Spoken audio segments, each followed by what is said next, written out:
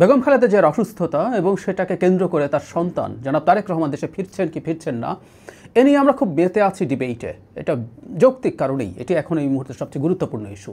কিন্তু এর মধ্যে আরেকটা বিচার, এর রায় হলো শেখ হাসিনা, শেখ রেহানা এবং টিউলিপ সিদ্দিকের। আমি খুব অবাক হয়েছি আমাদের বিচার বিভাগ কি পরিকল্পিতভাবে কতগুলো বিতর্ক তৈরি করছে, যার মাধ্যমে এই শেখ হাসিনা বা তার সাথে লোকজন, তার দলের লোকজনের বিচারকে প্রশ্নবিদ্ধ যেন করা যায়। আমার সত্যি সিরিয়াসলি প্রশ্নটা মাথায় এসছে। একটা মামলার রায় হয়েছে সম্প্রতি, আমরা অনেকে হয়তো খেয়াল করেছি। সেটা হলো প্লট নেওয়া নিয়ে, ক্ষমতার অপব্যবহার করে প্লট নিয়েছেন। এটার জন্য শেখ হাসিনা, শেখ রেহানা এই দুইজনকে, মা শেখ রেহানা, শেখ হাসিনা প্লট গ্রহীতা, তারা অনিয়ম করেছেন। তাদেরকে 7 বছরের সশ্রম কারাদণ্ড দেয়া হয়েছে। কিন্তু টিউলিপ সিদ্দিককেও দেওয়া হয়েছে 5 বছরের সশ্রম কারাদণ্ড। আরও 14 আসামি আছে এখানে। ঢাকার বিশেষ জজ আদালত 4 থেকে রায় হয়েছে। এখন টিউলিপ সিদ্দিক কিন্তু প্লট নেননি, তাকে সাজা দেওয়া হয়েছে কেন আমি পড়ি। এই মামলার অভিযোগে টিউলিপ সিদ্দিক নিজে প্লট না নিলেও মা শেখ রেহানাকে প্লট পাইয়ে দিতে তার ক্ষমতার অপব্যবহার করে সাবেক প্রধানমন্ত্রী ও তার খালা শেখ হাসিনাকে প্রভাবিত করেছেন বলে উল্লেখ রয়েছে। বাংলাদেশে বসে আমরা কেউ কি বিশ্বাস করি শেখ রেহানাকে পূর্বাচল একটা প্লট দেওয়ার জন্য টিউলিপ সিদ্দিককে প্রভাব বিস্তার করতে হবে শেখ হাসিনার ওপরে? শেখ হাসিনা শুধু নন, শেখ রেহানাও বাংলাদেশে বসে বসে কিভাবে হাজার হাজার কোটি টাকা তার প্রভাবে লুটপাট করে পাচার করেছিল, এই তথ্য আমাদের জানা। 10 কাঠার একটা প্লট কিছুই না, শেখ হাসিনা দেবেন। এবং যেহেতু তার উত্তরাধিকার নিয়ে দু বোনের মধ্যে দ্বন্দ্বের কথা শোনা যায়, একটা প্লট রেহানা চাইবেন, আমি তো মনে করি চাইতে হবে না, শেখ হাসিনা এমনিতেই দিয়ে দেবেন। এখানে টিউলিপকে রোল প্লে করতে হয়েছে। আমার কাছে এটা একেবারে গাঁজাখুরি কথা বলে মনে হয়। খানিকটা নেকড়ে আর ভেড়ার গল্পের মতো।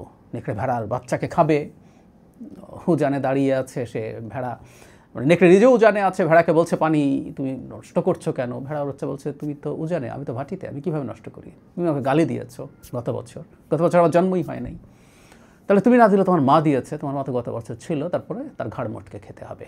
আমার হচ্ছে ঠিক তাই মনে হলো। মানে খুব অবাক হয়ে যায়, একটা আদালতের বিচারক এই ব্যাপারে কনভিন্সড হচ্ছেন। টিউলিপ অসৎ মানুষ, আমি সিরিয়াসলি মনে করি। ওই পরিবারের একটাও অনেস্ট মানুষ থাকতে পারে বলে আমি বিশ্বাসই করি না, অনেস্টলি বলছি।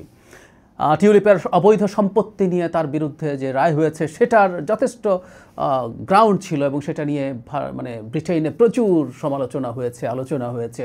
এমনকি টিউলিপকে তার একটা মন্ত্রিত্বের মতো পদ ছিল, সেটা থেকেও সরে যেতে হয়েছে। এর বাইরে বিভিন্ন জায়গায় তিনি তার প্রভাব কাজে লাগাতে পারেন। শেখ হাসিনাকে ব্রিটেনে তার অবস্থা তৈরি করার পেছনে কাজে লাগাতে পারেন এবং সেটার বিনিময়ে বেনিফিট নেওয়া সম্ভব হতে পারে। আর পুতিনের সাথে যখন শেখ হাসিনা দেখা করতে যান, সেখানে টিউলিপ ছিলেন। সো রূপপুর পারমাণবিক বিদ্যুৎ কেন্দ্র বা অন্যান্য কোনো ডিলের ক্ষেত্রে হতে পারে। কিন্তু একটা প্লট পাইয়ে দেওয়ার জন্য টিউলিপ এটা করেছেন, এটা স্রেফ গাঁজাখুরি। কিন্তু এগুলোর মাধ্যমে যেটা হয়, বিচার প্রক্রিয়াতে মারাত্মক প্রশ্ন তৈরি করা হয়।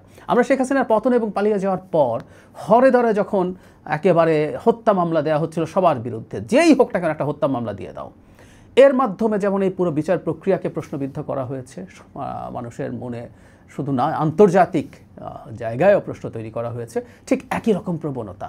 সেজন্য আসলে মাথায় প্রশ্ন আসে, এগুলো কি পরিকল্পিত? মামলা না হয় করা হয়েছে, এগুলো তদন্ত হবে, পরে বিচার হবে।